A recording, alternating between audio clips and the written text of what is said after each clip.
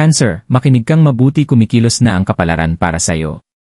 Ang taong minsang binitiwan mo, ang akala mong wala na magpakailanman, ay muling babalik, dala ang isang pag-amin na maaaring magbago ng iyong buhay. Hindi ito isang pagkakataon lamang. Inihanda ng universo ang sandaling ito, at dama na ito ng iyong puso, sa mga panaginip, sa biglaang kilabot, sa katahimikang nauuna sa bagyo. Huwag mo itong baliwalain. May dahilan kung bakit natagpuan ka ng mensaheng ito. Panoorin mo hanggang dulo, Cancer, dahil maaaring ito na ang sandaling hinihintay ng iyong kaluluwa. Cancer, ang iyong kwento ay nakasulat sa mga bituin, at ngayong araw, binubulong ng universo ang iyong pangalan.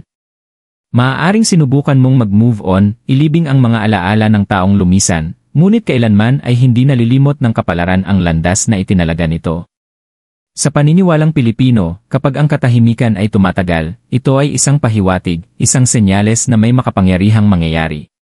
Ang mga panaginip na tila totoong-totoo, ang mga biglaang sandali ng katahimikan, ang pagkislap ng kandila sa gabi, hindi ito basta-basta.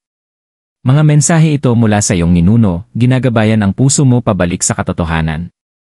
Cancer, ang taong binitiwan mo ay may dalang lihim, isang pag-amin na puno ng pag-ibig at panghihinayang. At malapit na ang oras kung kailan ilalantad ang katotohanan ito. Manatili ka, dahil ang maririnig mo sa pagbasa ngayong araw ay maaaring baguhin ang lahat ng paniniwala mo tungkol sa pag-ibig, kapalaran, at pangalawang pagkakataon. Ang nakaraang ugnayan. Cancer, balikan muna natin, bumalik tayo sa panahong ang puso mo ay punpa ng init ng isang pag-ibig na inakala mong tatagal magpakailanman.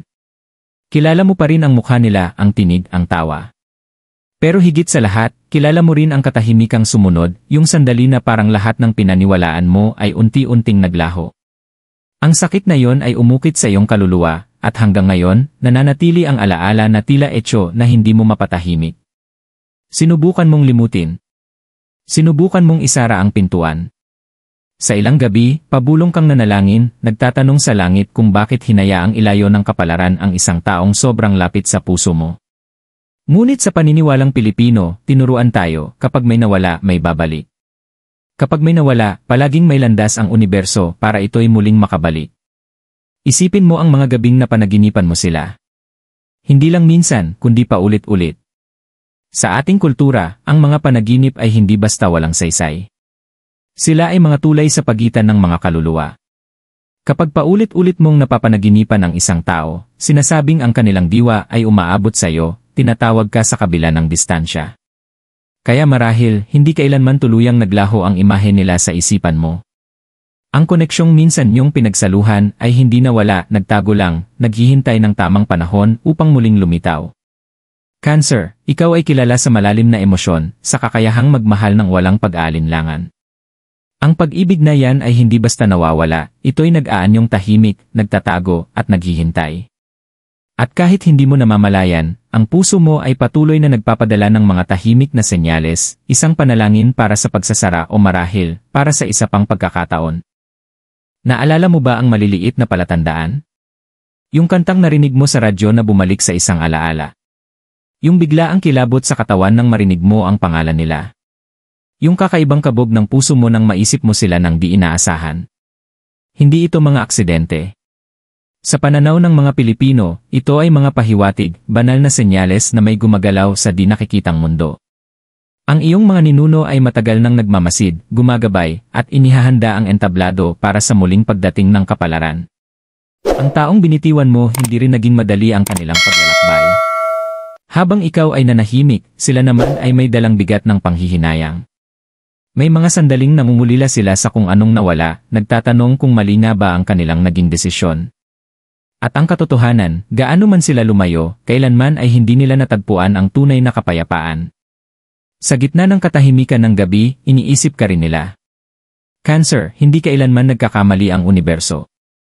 Bawat paghihiwalay, bawat katahimikan, ay bahagi ng isang mas malaking plano. Ang pag-ibig na pinagsaluhan nyo ay maaaring tumigil pansamantala, pero hindi ito binura sa aklat ng tadhana. At ngayon, muling gumugulong ang kwento. Ang kabanatang minsang isinara ay muling bubuksan, at ang nakaraan na inakala mong tapos na ay muling kakatok sa iyong puso. Kaya hawakan mo ang katotohanan ito, ang nawala ay naghahanap ng daan upang makabalik. Ang katahimikan ng nakaraan ay hininga lamang bago ang pag-amin.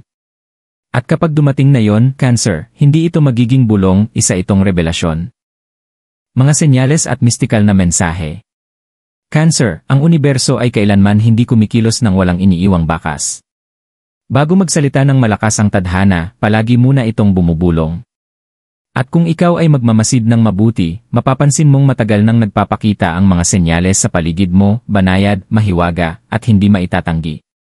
Napansin mo na bang paulit-ulit na lumalabas ang parehong mga numero?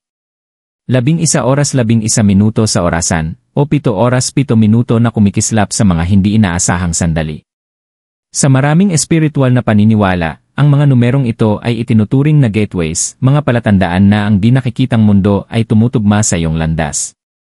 Sa kulturang Pilipino, ang paulit-ulit na numerong ito ay madalas na paalala na ang iyong tinatahak ay isang landas na matagal nang inihanda ng kalangitan. Cancer, pag-isipan mo rin ang mga biglaang katahimikan sa inyong bahay, yung uri ng katahimikang nagpapatingkad sa balat mo. Sabi ng matatanda, kapag may katahimikan, may pahiwatig. Hindi kailanman walang laman ang katahimikan, ito ay senyales. Tumatahimik ang mundo kapag malapit nang magbago ang kapalaran.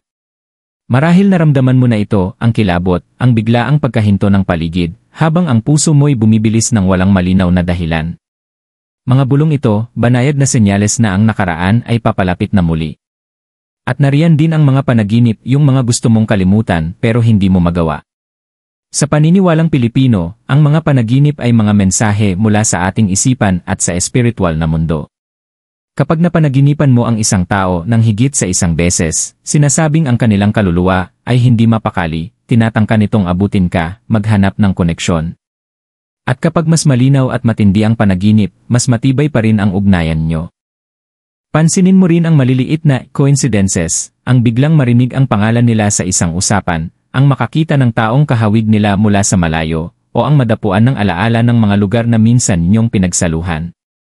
Hindi ito basta nagkataon.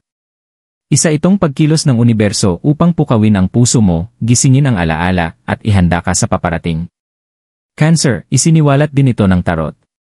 Ang Six of Cups ay madalas lumilitaw kapag may isang tao mula sa nakaraan na muling lalapit, dala ang mga alaala at damdaming hindi pa lubos na natapos. Ang Judgment card ay sumasagisag sa mga revelasyon, pag-amin, at mga pangalawang pagkakataon.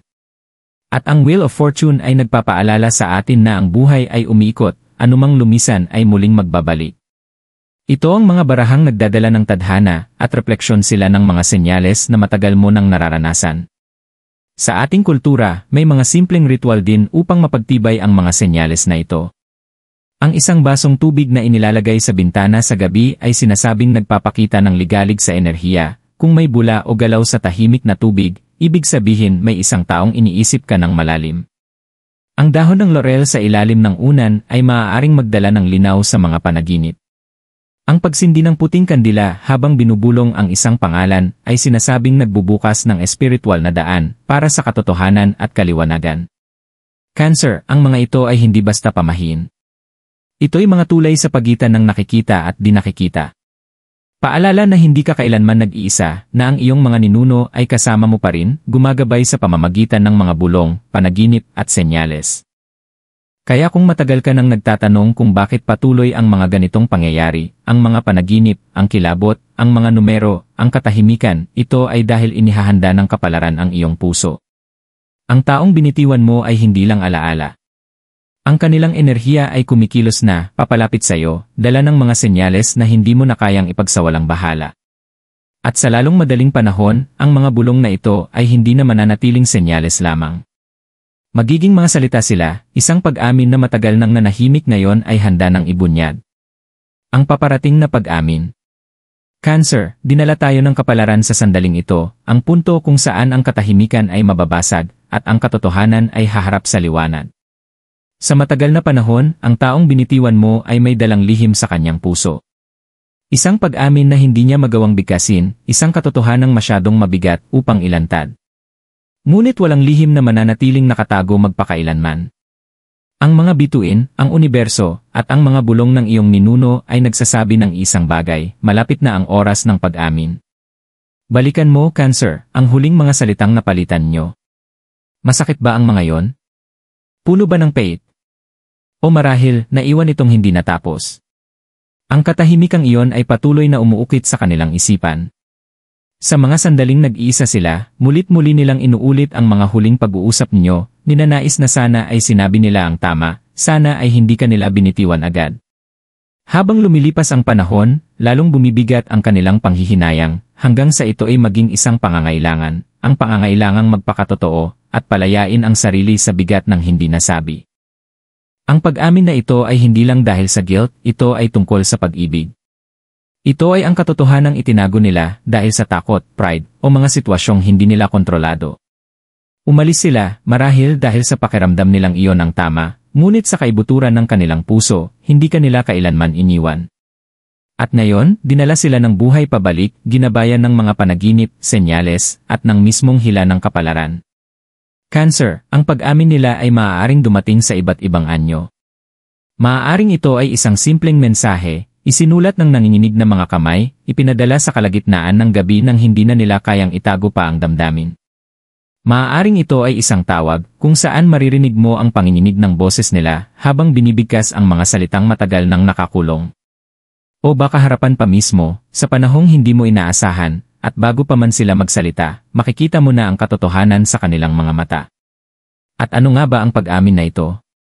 Ito ay ang pagtanggap na hindi kanila kailanman minahal ng kulang. Na ang pagbitiw nila sa iyo ang pinakamalaking pagkakamali ng kanilang buhay. Na ang katahimikan ay hindi tanda ng paglimot, kundi ng kakulangan ng tapang para bumalik. Sa pananampalatayang Pilipino tungkol sa tadhana, ang tunay na pag-ibig ay palaging bumabalik. Ang itinadhana, kahit gaano pa katagal, babalik at babalik. Ang nakasulat ng kapalaran ay muling mabubuhay, kahit gaano pa katagal ang lumipas. At ang pag-amin na ito ay patunay ng katotohanang iyon. Ipinapakita rin ito ng mga barahan ng tarot. Ang Ace of Cups ay simbolo ng bagong simula sa emosyon, isang panibagong buhos ng pag-ibig. Ang Knight of Cups ang mensahero ng puso, ang lumalapit dala ang mga salitang punang damdamin at kahinaan. At ang The Lover's Card, kapag lumitaw sa ganitong mga pagbasa, ay paalala ng mga desisyong mula sa puso, mga desisyong hindi maaaring baliwalain habang buhay. Ipinapakita ng mga barahang ito ang kwento ng isang taong handa nang harapin ang katotohanang minsan nilang tinakasan. Cancer, isaisip mo ang sandaling iyon kapag narinig mo na ang kanilang mga salita. Ang pagkagulat, ang pagbabalik ng damdamin, ang halo ng sakit at pag-asa na biglang nagsalubong. Hindi ito magiging madali. Maaaring lumuha ka, manginig ang puso mo, ngunit sa kaibuturan mo, mararamdaman mo rin ang pagkakakilala. Dahil ikaw rin ay may dalang damdaming hindi mo kailanman nasabi. Ikaw rin ay minsang nagtanong, pwede pa kayang bumalik?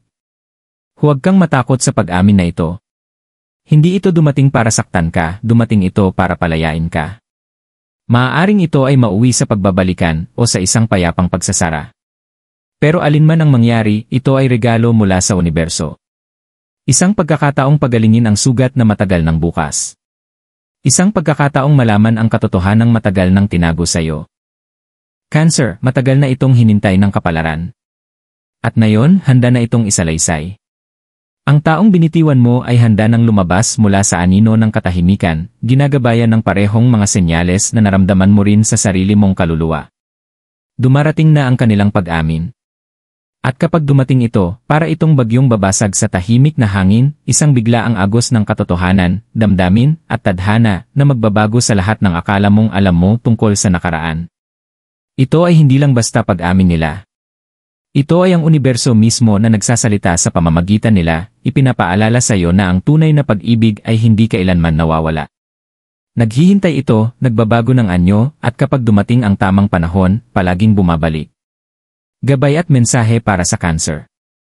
Cancer, ngayong dinaanan na natin ang mga senyales, ang nakaraan, at ang pag-aming ibinubulong ng kapalaran, hayaan nating huminto muna sandali, upang pakinggan ang gabay na inihahain ng universo para sa iyo. Kapag dumating na ang katotohanan, kapag ang taong minsan mong binitiwan ay nagsalita mula sa kanyang puso, ano ang dapat mong gawin? Paano ka dapat maghanda? Ang unang gabay ay payak pero makapangyarihan, buksan ang puso pero bantayan ang espiritu. Hindi porket ibinalik ng kapalaran ang isang tao sa iyo ay nangangahulugang kailangan mo itong tanggapin agad. Binigyan tayo ng universo ng kakayahang pumili. Ang pag-ibig at tadhana ay palaging makakahanap ng daan pabalik, pero nasa kamay mo pa rin kung ang landas na yon ay para pa rin sa hinaharap mo. Tandaan, Cancer, hindi ka walang magawa. Hindi ka lang basta naghihintay. Ikaw ang tagapangalaga ng iyong puso. May karunungan ka para piliin kung ano ang tunay na magdadala ng kapayapaan sa'yo. Sa ating kulturang Pilipino, tinuturuan tayong makinig hindi lamang gamit ang tainga, kundi gamit ang kaluluwa. Paalala ng ating mga matatanda, ang puso, hindi nagsisinungaling. Kapag dumating ang pag-amin na ito, makinig hindi lang sa kanilang mga salita, kundi sa tibok ng puso mo. Nanginginig ba ito sa takot, o bumubuka sa pagkilala? Sumasakit ba ito sa mga lumang sugat, o nagniningning sa posibilidad ng paghilom? Ipinapayo rin ng tarot ang presensya ng High Priestess, ang barahan ng intuisyon at ng panloob na kaalaman. Ibig sabihin, Cancer, alam na ng espiritu mo ang totoo. Bago pa man dumating ang kanilang mga salita, matagal nang nararamdaman ito ng puso mo. Pagkatiwalaan mo ang tahimik na tinig sa loob mo, sapagkat iyon ang boses ng iyong ninuno na bumubulong sa iyong kaluluwa. Isa pang gabay, yakapin ang kapatawaran, kahit magbalikan kayo o hindi. Ang pagpapatawad ay hindi nangangahulugang kinakalimutan mo ang sakit, kundi pinalalaya mo ang sarili mo mula sa bigat nito. Kung ang taong ito ay bumalik ng tapat at may pag-ibig, ang kapatawaran ay maaaring maging daan tungo sa panibagong simula.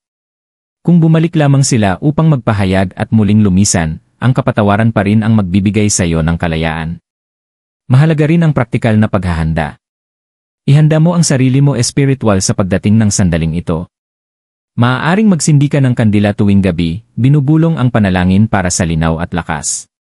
Maglagay ng dahon ng laurel sa ilalim ng unan bago matulog, humiling ng gabay sa panaginip.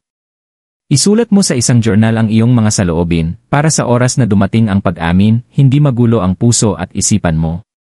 Bagamat simple, ang mga ritual na ito ay nakakaugnay sa enerhiya ng universo, panatilihin ka nitong matatag at nakasentro. Cancer, huwag kang matakot maging mahina o maramdamin. Ikaw ang kadalasang tagapangalaga ng iba, pero ngayong pagkakataon, hayaan mong maramdaman mo rin ang lahat. Kung may luhang dadaloy, hayaan mo. Kung may tuwang sumabog, yakapin mo. Kung may galit na sumiklab, tanggapin mo. Bawat damdamin ay sagrado. Ito ang wika ng kaluluwa habang nilulunok ang tadhana. Isa pang mahalagang paalala, huwag kang magmadali. Maaaring apurahan ang pag-amin, pero hindi kailangang madaliin ang desisyon mo. Maglaan ka ng oras upang huminga, mag-isip, at humingi ng senyales sa iyong mga ninuno. Pansinin mo ang kisap ng kandila, ang biglaang katahimikan, ang mga panaginip. Ito ang magiging kumpas mo. Hindi ka iiwan ng universo sa dilim. At higit sa lahat, Cancer, magtiwala ka sa sarili mo. Ang mga bituin, ang tarot, ang mga bulong ng iyong ninuno, lahat sila ay nagtutulungan upang ihanda ka.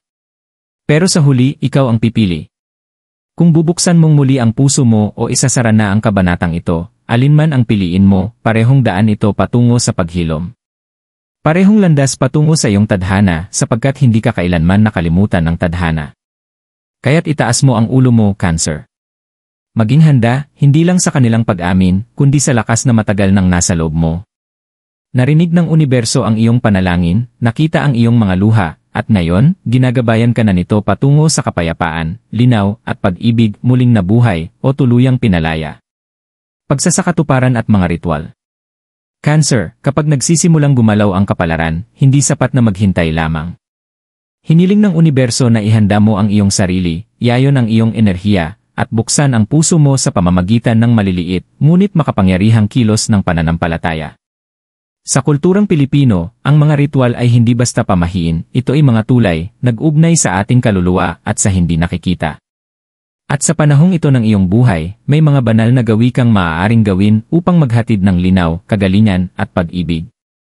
Isa sa pinakamakapangyarihang ritual ay ang dasal gamit ang kandila.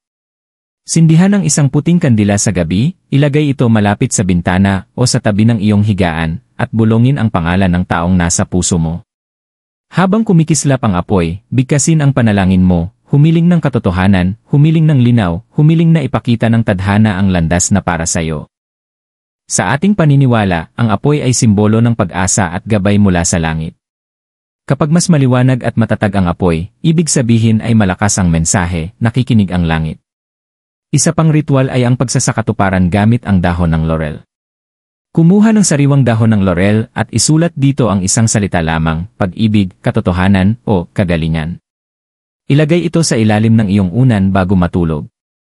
Sabi ng matatanda, ang mga panaginip ay mensahe ng espiritual na mundo, at ang laurel ay banal na daluyan ng mga mensaheng ito. Sa paggising mo kinabukasan, maaari kang magkaroon ng biglaang linaw o panaginip na magbibigay ng kasagutan. Maaari mo ring subukan ang ritual ng basong tubig. Punuin ang isang malinaw na baso ng tubig at ilagay ito sa may bintana bago matulog. Ang tubig ay simbolo ng paglilinis ng enerhiya, sinasabing inaabsorb nito ang lakas ng paligid. Kinabukasan, tingnan mo ito. Kung malinaw at payapa ang tubig, ibig sabihin ay kalmado at nakaayon ang iyong kaluluwa. Ngunit kung may bula o galaw sa tubig ng walang dahilan, sinasabing may isang tao na malalim na nag-isip sa iyo, ang enerhiya nila ay umaabot sa iyo kahit sa malayo. Mula sa tarot, ang mga barahang tulad ng The Magician at The Star ay sumasalamin sa mga ritual na ito. Si Magician ay paalala na hawak mo ang kakayahang hubugin ang iyong kapalaran, habang si Star ay simbolo ng pag-asa, kagalingan, at banal na pagkakaayon. Cancer, ang manifestation ay hindi mahika, ito ay pananampalatayang may aksyon. Kapag sinindihan mo ang kandila, inilagay ang dahon ng laurel, binigkas ang panalangin, o itinabi ang tubig sa bintana, ang tunay mong sinasabi sa universo ay, handa na ako. Bukas ang puso ko. Naghihintay ako, may pananampalataya. At kapag narinig ito ng universo, lagi itong tumutugon. Huwag mong maliitin ang lakas ng mga munting ritual na ito. Marami sa ating mga ninuno ay nabuhay sa mga ito, at hindi sila kailanman nagkamali sa pagtitiwala sa mga bulong ng hindi nakikita. Naniniwala sila, gaya ng paniniwala mo rin ngayon, na ang nakatakda para sa iyo ay hindi kailanman lilipas. Kaya ngayong gabi, Cancer, ihanda mo ang iyong kandila, ang iyong laurel, at ang iyong basong tubig. Bulongin mo ang laman ng puso mo sa gabi. At habang ginagawa mo ito, nakikinig ang universo, nagmamasid ang iyong mga ninuno, at dahan-dahang lumalapit ang tadhana sa bawat hinga. Cancer, malinaw ang mensahe ng universo, ang kapalaran ay kumikiling na sa iyo. Ang mga senyales, ang mga panaginip, ang mga ritual, at ang mga bulong ng iyong ninuno, lahat ito'y paghahanda sa sandaling ito. Ang taong minsang binitiwan mo ay muling hinihila pabalik sa buhay mo, hindi dahil sa pagkakataon, kundi dahil sa tadhana. Ang kanilang pag-amin, na matagal nang nakakubli sa katahimikan, ay handa nang tumungo sa iyong puso. Sabi ng hula, kapag nabasag na ang katahimikan, ang katotohanan ay dadaloy. At hindi ito dumarating ng banayad, kundi tulad ng isang bagyong sumusunod sa katahimikan. Yayanigin nito ang iyong espiritu at gigisingin ang mga alaala na inakala mong nalibing na. Ngunit huwag kang matakot, Cancer. Dahil ang bagyo ay hindi dumating upang wasakin, kundi upang linisin ang hangin, hugasan ang bigat sa puso mo. At ipakita ang liwanag na matagal nang naghihintay sa likod ng mga ulap. Sa paniniwalang Pilipino, kapag biglang humangin o kumikislap ang kandila ng walang dahilan, sinasabing may espiritong malapit, dala ang mga mensaheng dapat pakinggan. At ngayon, Cancer, ang mga mensaheng iyon ay hindi na lamang mga bulong, sila ay revelasyon na. Inaayos ng iyong mga ninuno ang lahat upang makita mo ang katotohanang matagal nang nakatago sa dilim. Kinukumpirma ito ng tarot. The Sun card, nagsisilbing ilaw sa dulo ng landas. Nangangako ng linaw, saya, at init matapos ang dilim. Two of Cups, simbolo ng muling pagkikita, koneksyon, at pagbabalik ng pag-ibig sa tamang lugar. Judgment card, nagsasabi na ang mga hindi nasambit ay mabibigkas na. At ang mga nawala ay muling matatagpuan ang kanilang daan. Kaya't ilagay mo ang hulang ito sa puso mo. Ang taong binitiwan mo ay babalik, dala ang mga salitang maaaring magbago ng lahat. Maging ito man ay mauwi sa paghilom o pagbabalikan. Tiyak ito, ang iyong kapalaran ay dahan-dahang nagbubukas, ayon sa nakatakda. Cancer, hindi ka kailanman nakalimutan. Narinig ng universo ang iyong mga panalangin. Kasama mo ang iyong mga ninuno. At ang iyong kaluluwa ay nasa mismong hangganan ng isang malalim na pagbabago. Dumarating na ang pag-amin. At sa pagdating nito, isang revelasyon ang babago sa buong kwento ng iyong puso. Cancer, kasama mo ako sa buong paglalakbay na ito, mula sa mga senyales, sa mga lihim, hanggang sa tadhana. At ngayon, hinihingi ng universo ang iyong pasya. Tatanggapin mo ba ang mensaheng ito bilang para sa'yo? Bubuksan mo ba ang iyong puso at haharapin ang kinabukasang matagal nang naghihintay sa'yo? Ito ang sandali mo para ipakita ang iyong pananampalataya. Upang ipaalam sa mga bituin at sa iyong mga ninuno na handa ka na. Sa kulturang Pilipino, kapag binibigkas natin ng malakas ang ating layunin, nakikinig ang langit. Kapag isinusulat natin ang ating affirmations, nagkakaroon ng lakas ang ating panalangin. Kaya inaanyayahan kita ngayon. I-comment ang iyong zodiac sign panandang pandagdag ang mga salitang, handa na ako sa aking tadhana. Sa paggawa mo nito, hindi ka lang basta nakikilahok. Ipinapahayag mo sa universo na bukas ka na sa mga biyaya, sa mga pag-amin, at sa mga pagbabagong paparating. Punuin natin ang espasyong ito ng pananampalataya, pag-asa, at lakas ng loob ng ating pamilyang Pilipino. Sama-sama nating masaksihan kung paanong bumubukas ang tadhana. At malugod nating salubungin ang pag-ibig, katotohanan, at kagalingan na matagal nang isinulat ng mga bituin para sa atin.